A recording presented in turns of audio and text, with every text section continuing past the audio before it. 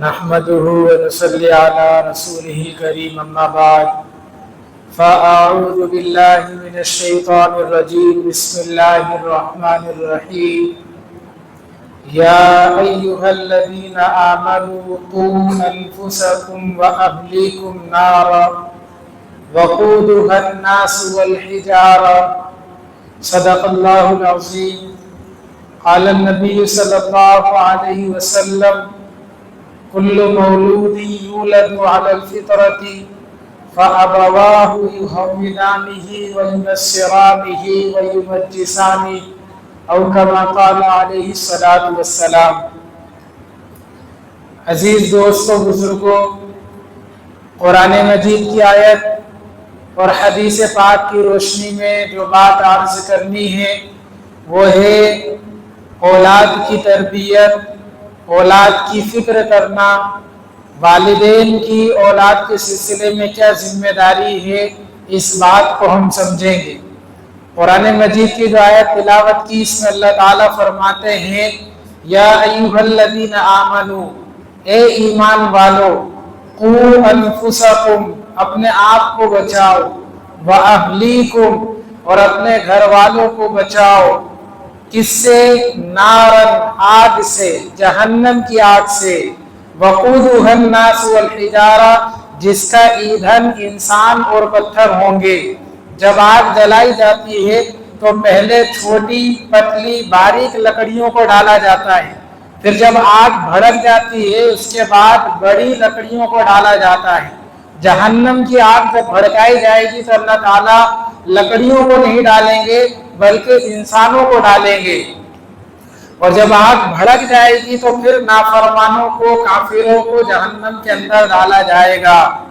اب یہ کون لوگ ہوں گے جن سے جہنم کی آگ کو بھڑکایا جائے گا، یہ اللہ ہی بہتر جانے. مفسر قرآن حضرت عبداللہ ابن عباس رضی اللہ عنہما اس آیت کے ذیل میں فرماتے ہیں کہ اگر ہم اپنے بچوں کو جہنم کی آگ سے بچانا چاہتے ہیں تو ہماری ذمہ داری بنتی ہے کہ ہم اپنے بچوں کی تعلیم اور تربیت کی فکر کریں. اگر اچھی تعلیم و تربیت ہم نے اپنے بچوں کی کر دی تو ہمارے یہ بچے جہنم کی آگ سے بچ سکتے ہیں، اور اگر ہم نے صحیح تعلیم و تربیت کی ان کی فکر نہیں کری تو یہ جہنم کی آگ سے نہیں بچ پائیں گے. لہذا ہماری ذمہ داری بنتی ہے کہ ہم اپنے بچوں کے لیے فکر مند ہوں. ایک دوسرے موقع پر اللہ تعالیٰ نے جلیل القدر نبی حضرت ابراہیم علیہ السلام کی بات کو نقل کیا. وَوَصَّى بِهَا إِبْرَاهِيمُ بَنِيهِ وَيَعْقُوبُ. حضرت ابراہیم علیہ السلام یہ ابو الانبیاء ہیں. یہ وہ نبی ہیں جنہیں مسلمان بھی نبی مانتے ہیں، یہودی بھی نبی مانتے ہیں اور عیسائی بھی نبی مانتے ہیں. مسلمان تو جتنے بھی انبیاء اللہ تعالیٰ نے اس دنیا میں بھیجے تمام کو برحق مانتے ہیں، ہر ایک کو اللہ تعالیٰ کا نبی مانتے ہیں. لیکن یہودی ہر ایک کو اللہ کا نبی نہیں مانتے. وہ حضرت عیسیٰ علیہ السلام کو اللہ تعالیٰ کا نبی نہیں مانتے، وہ حضرت موسیٰ علیہ السلام کو مانتے ہیں.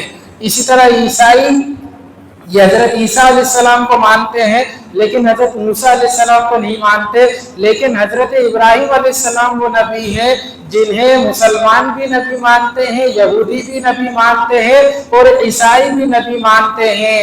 حج کے موقع پر جو اعمال ارکان کیے جاتے ہیں اس میں 80% ارکان وہ ہیں جو حضرت ابراہیم علیہ السلام نے اور ان کے گھر والوں نے اللہ تعالیٰ کی محبت میں ان ارکان کو کیا. اللہ تعالیٰ نے ان ارکان کو، ان اعمال کو حج میں باقی رکھا. آج وہ اعمال اور ارکان حج کا اہم حصہ ہے.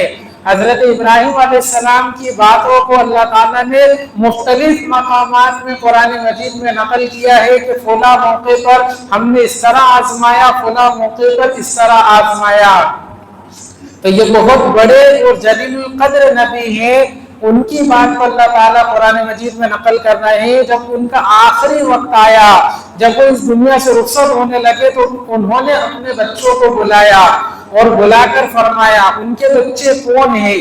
حضرت اسماعیل علیہ السلام اور حضرت اسحاق علیہ السلام دونوں نبی ہیں. حضرت ابراہیم علیہ السلام بھی نبی ہے اور ان کے جو دونوں بیٹے ہیں وہ بھی نبی ہیں. آپ نے دونوں کو بلایا اور بلا کر فرمایا یا بنیا، اے میرے بیٹو، ان اللہ اصطفیٰ لکم الدین، اللہ تعالیٰ نے تمہارے لیے دین اسلام کو چن لیا ہے، فلا تموتن الا وانتم مسلمون، کہ اب مرتے دم تک دین اسلام کو چھوڑنا مت، اس کو باقی رکھنا، اس کو پکڑ کر رکھنا۔ کون فرما رہا ہے؟ حضرت ابراہیم علیہ السلام فرما رہے ہیں۔ کن کو فرما رہے ہیں؟ اپنے دونوں بیٹوں کو، جو دونوں وقت کے نبی ہیں۔ اس میں ہمارے لیے سبق ہے کہ حضرت ابراہیم علیہ السلام پوری طرح اپنے بچوں سے مطمئن ہیں، لیکن اس کے باوجود بھی دین اسلام پر باقی رہنے کی وصیت فرما رہے ہیں۔ اب ہم اور آپ دیکھ لیں کہ ہم کتنے اپنے بچوں کے سلسلے میں فکر مند ہیں، مطمئن ہیں یا فکر مند ہیں، یہ ہم خود جانتے ہیں۔ خود ہم اپنے بارے میں فکر مند ہیں، مطمئن ہیں، ہم خود جانتے ہیں۔ تو ہمیں خود اپنے لیے کتنی فکر کرنے کی ضرورت ہے کہ ہمیں اپنے بچوں کے لیے بھی فکر مند ہونے کی ضرورت ہے اور اپنی اولاد کے لیے بھی فکر مند ہونے کی ضرورت ہے کہ ہم اپنے بچوں کو دین سکھائیں تاکہ وہ دین اسلام پر باقی رہے، مرتے دم تک دین اسلام کی وہ تربیت میں رہے، تعلیم میں رہے، اپنے آپ کو دین اسلام میں ڈھالنے والے بن جائیں۔ اس کی ہمیں فکر کرنے کی ضرورت ہے، اس لیے اپنے بچوں کو دینی تعلیم دلائیں۔ انسان کو اللہ تعالیٰ نے اشرف المخلوقات بنایا ہے۔ اس دنیا میں جتنی بھی مخلوقات بنائی ہے اس میں سب سے افضل، سب سے اعلیٰ اللہ تعالیٰ نے انسان کو بنایا ہے۔ انسان سے پہلے اللہ تعالیٰ نے فرشتوں کو بنایا اور فرشتوں کو اللہ تعالیٰ نے نور سے بنایا ہے، اور اس کے بعد جناتوں کو بنایا اور جناتوں کو اللہ تعالیٰ نے آگ سے بنایا، پھر انسان کو بنایا اور انسان کو مٹی سے بنایا۔ آپ دیکھیے کہ مٹی کی کوئی حیثیت نہیں ہے بنسبت آگ کے، کہ آگ کی کچھ نہ کچھ حیثیت ہوتی ہے اور نور کی بھی کچھ نہ کچھ حیثیت ہوتی ہے، لیکن مٹی کی کوئی حیثیت نہیں ہے۔ اسی مٹی سے اللہ تعالیٰ نے انسان کو بنایا اور تمام مخلوقات میں انسان کو افضل بنا دیا۔ یہاں سوال یہ ہوتا ہے کہ آخر انسان کو کیوں افضل بنایا گیا؟ اس کی وجہ صرف اور صرف یہی ہے کہ انسان تعلیم، اس کے پاس علم تھا، جس کی بدولت اللہ تعالیٰ نے اس کو اشرف المخلوقات بنایا۔ جب اللہ تعالیٰ نے حضرت آدم علیہ السلام کو بنانے کا ارادہ کیا تو فرشتوں سے فرمایا انی جاعل فی الارض خلیفہ، کہ میں زمین میں اپنا خلیفہ اور نائب بنانے والا ہوں۔ تو فرشتوں نے سوال کیا کہ جو آپ جس کو نائب بنائیں گے وہ کیا کریں گے؟ تو اللہ تعالیٰ نے فرمایا کہ وہ میری شکر گزاری بھی کریں گے، نافرمانی بھی کریں گے، اطاعت بھی کریں گے اور نافرمانی بھی کریں گے، بات کو مانیں گے بھی، انکار بھی کریں گے، عبادت بھی کریں گے اور نہیں بھی کریں گے، دونوں چیزیں ان کے اندر ہوں گی۔ تو فرشتوں نے فرمایا، فرشتوں نے کہا نحن نسبح بحمدک ونقدس لک، کہ ہم آپ کی تسبیح و تقدیس کرتے ہیں اور اس طرح کرتے ہیں کہ ہم آپ کی فرما برداری ہی کرتے ہیں، نافرمانی ہم سے نہیں ہو سکتی۔ جب ہم اتنی اطاعت گزار مخلوق موجود ہے تو پھر ایسی مخلوق کو پیدا کرنے کی کیا ضرورت ہے جو بات مانے بھی اور نہیں بھی مانے؟ جب بات ماننے والی مخلوق موجود ہے تو پھر کیا ضرورت ہے ان کو پیدا کرنے کی؟ تو اللہ تعالیٰ نے فرمایا انی اعلم ما لا تعلمون، جو میں جانتا ہوں وہ تم نہیں جانتے۔ پھر جب حضرت آدم علیہ السلام کو اللہ تعالیٰ نے بنا دیا اور روح پھونک دی گئی تو پھر اللہ تعالیٰ نے تمام چیزوں کے ناموں کا علم، وعلم آدم الاسماء کلہا، تمام چیزوں کے جو نام ہوتے ہیں ان ناموں کا علم اللہ تعالیٰ نے حضرت آدم علیہ السلام کو سکھا دیا۔ اور پھر عرضهم علی الملائکہ، ملائکہ کے سامنے پیش کیا اور پیش کرنے کے بعد ملائکہ سے سوال کیا کہ ان چیزوں کے نام کیا ہے۔ جو جو چیزیں اللہ تعالیٰ نے ان کے سامنے رکھی ہوں گی ان چیزوں کا نام پوچھا تو فرشتوں نے کہا سبحانک لا علم لنا الا ما علمتنا، ان چیزوں کے ناموں کا علم ہمیں نہیں ہے، ہم انہی چیزوں کو جانتے ہیں جن کا علم آپ نے ہمیں دیا ہے۔ پھر حضرت اللہ تعالیٰ نے حضرت آدم علیہ السلام سے کہا کہ ان چیزوں کے نام بتاؤ۔ तो हजरत आदम अलैहिस्सलाम ने फौरन नाम बताना शुरू कर दिए कि ये खिड़की है, ये दरवाजा है, ये पंखा है, ये छत है, ये वो है, ये वो है। जो जो चीजों के नाम थे वो नाम बता दिए। फिर अल्लाह ताला ने फरिश्तों से कहा, अलम अकुल लकुम, मैंने नहीं कहा था तुमसे कि जो मैं जानता हूँ वो तुम नहीं जानते हैं, नहीं जानते हो। फिर फरिश्तों से फरमाया कि हजरत आदम को सजदा करो। तो इंसान जो हजरत आदम अलैहिस्सलाम की मस्जूद मलाइका बने, ये तालीम और इल्म ही की बदौलत बने हैं। तो इल्म का हासिल करना और तालीम याफ्ता होना ये बहुत बड़ी नेमत है, हमें इसकी फिक्र करने की जरूरत है। नबी करीम सल्लल्लाहु अलैहि वसल्लम को जब नबूवत मिली गारे हिरा में, जो पहला पैगाम, जो पहला मैसेज अल्लाह ताला की तरफ से दिया गया वो क्या था? इकरा, पढ़िए।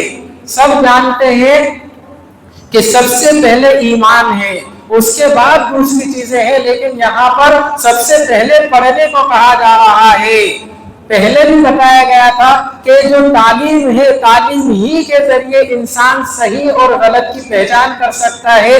इंसान को अल्लाह ताला की मारिफत ये तालीम ही से हो सकती है। इंसान के पास इल्म है तो वो अल्लाह ताला को भी पहचान सकता है। इस दुनिया को बनाने वाला कौन है? अल्लाह ताला है। और फिर इस दुनिया में इंसान किस लिए आया है, ये सारी बातें इंसान को इल्म ही के जरिए सीखना मुमकिन हो सकती है।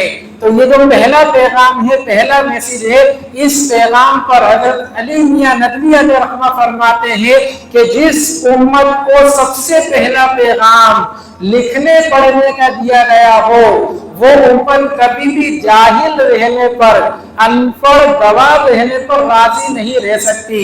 लिहाजा हमारी जिम्मेदारी बनती है कि हम तालीम और तरबियत की फिक्र करें, अपनी भी तरतीब बनाए, अपने बच्चों की भी फिक्र करें। हजरत अली मियां नदवी अलैहि रहमत ही फरमाते हैं कि जब बच्चा बीमार हो जाए तो उसको दवा दिलाने से भी ज्यादा, ईद के मौके पर बच्चों के लिए नए कपड़े लेने से भी ज्यादा, खुशी के मौके पर उन्हें खिलौने दिलाने से भी ज्यादा बच्चों की इस्लामी तालीम और तरबियत की फिक्र करें। अगर हम तालीम और तरबियत की फिक्र नहीं करते हैं, उन्हें नए खिलौने दिलाते हैं, नए कपड़े दिलाते हैं, दवा इलाज करते हैं, सब कुछ करते हैं, लेकिन दीनी तालीम और तरबियत की अगर हम फिक्र नहीं करते हैं तो फिर हमें अपने बच्चों के काफिर और मुर्तद होने का इंतजार करना चाहिए। ये कितनी बड़ी बात हजरत फरमा रहे हैं। लिहाजा हमारी जिम्मेदारी बनती है कि हम अपने बच्चों की तालीम और तरबियत की फिक्र करें। नबी करीम सल्लल्लाहु अलैहि वसल्लम की सीरत का हम मुताला करें तो यही चीज हमें मुकद्दम मिलती है, मक्की दौर में भी और मदनी दौर में भी। मक्की दौर में हालात क्या है कि नमाज नहीं पढ़ सकते, दावत नहीं दे सकते, खुले आम कोई काम नहीं कर सकते, इस्लाम का पैगाम नहीं पहुंचा सकते। अगर पहुंचाएंगे तो काफिरों की तरफ से सताया जाएगा, काम नहीं करने दिया जा रहा था। उस मौके पर भी नबी करीम सल्लल्लाहु अलैहि वसल्लम ने तालीम की फिक्र करी कि जो मुसलमान होंगे तो उन्हें दीन सिखाया जाए, उसके लिए कोई घर होना चाहिए। तो हजरत अरकम रज़ियल्लाहु अन्हु का घर था, जो दारे अरकम के नाम से था, उसको मुंतखब किया गया, चुना गया। ये पहला मदरसा था कि जो भी मुसलमान होगा वहां पर उसको दीनी तालीम दी जाएगी, उसे नमाज, हज, इबादत, जो भी इबादतें अल्लाह ताला की तरफ से आती जाएंगी उन इबादतों की तालीम वहां पर दी जाएगी। ये मक्की दौर में नबी करीम सल्लल्लाहु अलैहि वसल्लम ने सहाबा के लिए फिक्र की। इससे हमें सबक मिलता है कि तालीम हर जगह मुकद्दम है। फिर जब हिजरत कर मदीना पहुंचे हैं, वहां पर भी नबी करीम सल्लल्लाहु अलैहि वसल्लम ने मस्जिद नबवी की बुनियाद रखी और बुनियाद रखने के बाद साथ ही एक चबूतरा जो सुफ़ा के नाम से था, ये सहाबा इकराम की तालीम और तरबियत के लिए चुना गया कि सहाबा इकराम को यहाँ तालीम और तरबियत उनकी की जाएगी, यहाँ से उनको दीन सिखाया जाएगा। 400 सहाबा इकराम थे जो सुफ़ा के अंदर तालीम हासिल किया करते थे, जिनमें 80 सहाबा इकराम की तादाद ऐसी थी जो परमानेंट वहां रहा करती थी और तालीम हासिल किया करती थी। बदर के मौके पर जब जंगे बदर हुई है और 70 काफिर मारे गए और 70 कैद हुए, तो उनके बारे में मशवरा किया गया। मशवरे से यही तय हुआ कि इनको फिदिया लेकर छोड़ दिया जाएगा। तो उनमें बाज वो थे जो फिदिया दे सकते थे, तो उनसे फिदिया लिया गया और उनको छोड़ दिया गया। बाज वो थे जो फिदिया नहीं दे सकते थे लेकिन वो पढ़े लिखे भी नहीं थे, तो उनको वैसे ही छोड़ दिया गया। बाज वो थे जो फिदिया नहीं दे सकते थे लेकिन पढ़े लिखे थे, तो उनका फिदिया नबी करीम सल्लल्लाहु अलैहि वसल्लम ने यह तय किया कि अगर तुम्हें अपने आप को आजाद कराना है तो 10 मुसलमानों के 10 बच्चों को तुम्हें लिखना पढ़ना सिखाना होगा। इससे मालूम हुआ कि तालीम और तरबियत की कितना मुकद्दम रखा गया। हर मौके पर इसी बात की फिक्र की गई कि तालीम और तरबियत का इंतजाम हो। इससे हमें सबक मिलता है कि हमें अपने बच्चों के लिए कितने फिक्रमंद होने की जरूरत है। औलाद की जो नेमत है ये बहुत बड़ी नेमत है। जब शादी के बाद औलाद नहीं होती है तो मियाँ बीवी में टेंशन शुरू हो जाती है, दोनों खानदानों में टेंशन शुरू हो जाती है, यहाँ तक कि रिश्ता टूटने तक की नौबत आ जाती है, बात दूसरी शादियों पर आ जाती है, खानदान बिखरने लगता है और इंसान औलाद के लिए ये मज़ारों का दरगाहों का चक्कर लगाने लगता है, कुफ्र शिर्क तक आ जाता है, तावीज़ गंडे पर आ जाता है। तो औलाद की नेमत जब मिल जाती है तो उसकी कदर भी करना चाहिए। ये बहुत बड़ी नेमत है, अल्लाह ताला की तरफ से दी गई है। तो हमें क़यामत के दिन इसके बारे में सवाल होगा, लिहाजा हमारी जिम्मेदारी बनती है कि हम अपने बच्चों के लिए फिक्रमंद हो, अपने लिए भी फिक्र करें, बच्चों के लिए भी फिक्र करें। माँ बाप अगर अच्छे होंगे तो वो अपने बच्चों की अच्छी तरबियत करेंगे, और अगर माँ बाप की कोई तरबियत दीनी लाइन से नहीं हुई होगी तो वो अपने बच्चे की भी कोई तरबियत नहीं कर पाएंगे। बद अखलाक माँ अपने बच्चों को अखलाक नहीं सिखा सकती, बदजुबान माँ अपने बच्चों की जुबान को सही नहीं कर सकती, बेनमाजी बाप अपने बच्चों को नमाजी नहीं बना सकता, बेदीन बाप अपने बच्चों को दीन नहीं सिखा सकता। लिहाजा हमारी जिम्मेदारी बनती है कि हम अपने लिए भी फिक्रमंद हो और अपने बच्चों के लिए भी फिक्रमंद हो। देखा ये गया है कि बच्चों के लिए तो फिक्रें की जाती है लेकिन बड़े अपनी कोई तरतीब नहीं बनाते, ये गलत फहमी है। हमें अपनी भी तरतीब बनाना चाहिए। बहुत सारे ऐसे हैं जो अभी भी दीनी तालीम से नावाकिफ है, कुरान मजीद जिन्हें पढ़ना नहीं आता और वो इस बहाने से बैठे हुए हैं कि अब तो हमारी उम्र हो चुकी है और हमारे वालिदैन की जिम्मेदारी थी कि वो हमें कुरान मजीद लिखना पढ़ना, कुरान मजीद पढ़ना सिखाते, उर्दू लिखना सिखाते, लेकिन उन्होंने नहीं सिखाया। तो खूब समझ लेना चाहिए कि कुरान मजीद कोई इतना मुश्किल नहीं है कि जिसे सीखा ना जा सके, और ये कोई ऐसा काम भी नहीं है जो हमारे वालिदैन ने हमारे लिए नहीं किया तो हम नहीं कर सकते। बहुत सारे ऐसे काम हैं जो हमारे वालिदैन ने हमारे लिए नहीं किया लेकिन हम कर रहे हैं। मिसाल के तौर पर आप में बहुत सारे ऐसे होंगे जिनके वालिदैन ने उनके लिए घर बनाकर कोई जायदाद ऐसी नहीं छोड़ी, कोई घर बनाकर नहीं दिया, लेकिन उन्होंने मेहनत करी, कोशिश करी, पैसा कमाया, आज उनके पास अपना खुद का घर है। इसी तरह बात ऐसे भी हैं जिनके माँ बाप ने उन्हें कोई कारोबार कर नहीं दिया लेकिन उन्होंने मेहनत करी, कोशिश करी, कारोबार खड़ा किया, आज उनके पास कारोबार है। लिहाजा ये बहाना बिल्कुल नहीं चलेगा कि हमारे वालिदैन ने हमारे लिए कोई फिक्र नहीं करी थी लिहाजा हम बेफिक्र रहेंगे, ऐसा नहीं है। अपने लिए भी फिक्रमंद होने की जरूरत है और अपने बच्चों के लिए भी फिक्रमंद होने की जरूरत है। माँ बाप सही लाइन पर होंगे तो बच्चे को सही लाइन पर ला सकते हैं, अगर माँ बाप ही सही लाइन पर नहीं है तो बच्चों के लिए सही लाइन पर आना ये मुमकिन नहीं है। इसी को हदीस पाक में नबी करीम सल्लल्लाहु अलैहि वसल्लम ने इस अंदाज में बयान फरमाया, कुल्लु मौलूदिन यूलदु अलल फितरा, के हर बच्चा जब वो पैदा होता है, हर पैदा होने वाला बच्चा ये फितरत इस्लाम पर पैदा होता है। फिर क्या होता है, फ़अबवाहु, उसके वालिदैन युहव्विदानिही, जिस सोच से होते हैं, जिस फिक्र के होते हैं, जिस मजहब को मानने वाले होते हैं, اس مذہب میں اس بچے کو لے جاتے ہیں. اگر وہ یہودی سوچ کے ہے یہودانی، وہ اس کو یہودی بنا دیتے ہیں. عیسائی ہے وہ نصرانی ہے اسے عیسائی بنا دیتے ہیں. مجوسی ہے وہ مجوسی ہے اسے مجوسی بنا دیتے ہیں. اس حدیث میں یہی سمجھا رہے ہیں نبی پاک صلی اللہ علیہ وسلم کہ ماں باپ جس سوچ کے ہوں گے، جس فکر کے ہوں گے، وہ اپنے بچوں کو اسی فکر میں لے جائیں گے.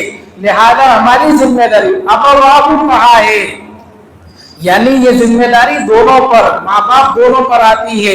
ایک اگر صحیح ہے ایک غلط ہے تو بھی بچوں کی تربیت نہیں ہو سکتی. بہت سارے گھرانے ایسے بھی دیکھے کہ باپ صحیح ہے لیکن ماں صحیح نہیں ہے، بد اخلاق ہے، بد زبان ہے، بد چلن ہے، تو پھر بچے ماں کا سہارا لے کر بگڑ جاتے ہیں. باپ کتنی ہی کوشش کر لے لیکن بچوں کی تربیت نہیں ہو پاتی. باپ بگڑا ہوا ہے، ماں اچھی ہے، بے نمازی ہے، بے دین ہے، نشیلا گنجیڑا ہے، تو پھر بچے باپ کا سہارا لے کر بگڑ جاتے ہیں. تو بچوں کی تربیت میں ماں باپ دونوں کا رول ہے. اگر دونوں درست ہوں گے تو بچوں کی تربیت ہو پائے گی، ورنہ نہیں ہو پائے گی. ایسے میں ہماری ذمہ داری بنتی ہے کہ ہم اپنے بچوں کی فکر کریں، ترتیب بنائیں، تاکہ ہماری یہ اولاد ہمارے لیے دنیا میں بھی آنکھوں کی ٹھنڈک بنے اور آخرت میں ہماری نجات کا ذریعہ اور سامان بنے. حدیث پاک میں نبی کریم صلی اللہ علیہ وسلم نے فرمایا اذا مات الانسان، جب انسان مر جاتا ہے انقطع عملہ، اس کا جو عمل ہے، نامہ اعمال ہے، دفتر ہے، اس کو بند کر دیا جاتا ہے. الا من ثلاث، مگر 3 صورتوں میں نامہ اعمال میں نیکیاں لکھنا جاری رہتی ہیں. کم؟ صدقۃ جاریۃ، اگر اس نے کوئی ایسا صدقہ کیا ہے جو صدقہ جاریہ کہلاتا ہے، کہیں مدرسہ بنوا دیا، مسجد کی تعمیر میں حصہ لے لیا، کوئی بھی ایسا کام کر دیا جو دیر تک باقی رہتا ہے، لوگ اس سے فائدہ اٹھا رہے ہیں، تو اس کا ثواب انسان کے مرنے کے بعد بھی اس کو دیا جاتا ہے. اور علم ينتفع به، دوسری صورت کہ انسان عالم ہے، حافظ ہے، یا اسے دین کی کوئی بات آتی ہے اور وہی دین کی بات اس نے کسی دوسرے کو سکھا دی، اب وہ عمل کر رہا ہے، یہ دنیا سے رخصت ہو گیا، لیکن اس کے عمل کرنے کی وجہ سے اس کو جو نیکیاں مل رہی ہے وہ وہی نیکیاں اس کے نامہ عمل میں بھی لکھی جائیں گی، کیونکہ یہ جو بات ہے اسی نے اس کو بتائی تھی. یہ دوسرا طریقہ ہے. تیسرا طریقہ او ولد صالح یدعو لہ، اولاد کی اس طرح تربیت کری، ایسا نیک بنا دیا کہ اب والدین کے جانے کے بعد وہ اولاد اپنے ماں باپ کے لیے دعا کر رہی ہے. ایسا کب ہوگا؟ جب ہم اپنی بچوں کو، اپنی اولاد کو نیک بنائیں گے. اور نیک بنانے کے لیے ہمارے پاس جو راستہ ہے وہ مدارس ہیں، مکاتب ہیں. ہم اپنے بچوں کی تربیت کریں، ان کے لیے نظام بنائیں. الحمدللہ ہمارے پاس اچھا خاصا مدرسہ ہے، اور اب تو مدرسے کے اندر اسکولی تعلیم بھی ہے، اور پورے اسلامی ماحول کے ساتھ آپ کے بچے کو تیار کیا جائے گا. آپ کی ذمہ داری بنتی ہے کہ جب آپ کے پاس یہ سنہرا موقع ہے تو آپ اپنے بچوں کے لیے بھی فکر کریں، دوسرے بچوں کو بھی، دوسرے والدین کو بھی ترغیب دلائیں کہ وہ اپنے بچوں کو مدارس میں لائیں. یہاں دینی ماحول بھی ملے گا اور اصلی تعلیم بھی ملے گی. اللہ تعالی ہم تمام کو کہنے سننے سے زیادہ عمل کی توفیق عطا فرمائے. وآخر دعوانا الحمدللہ رب العالمین.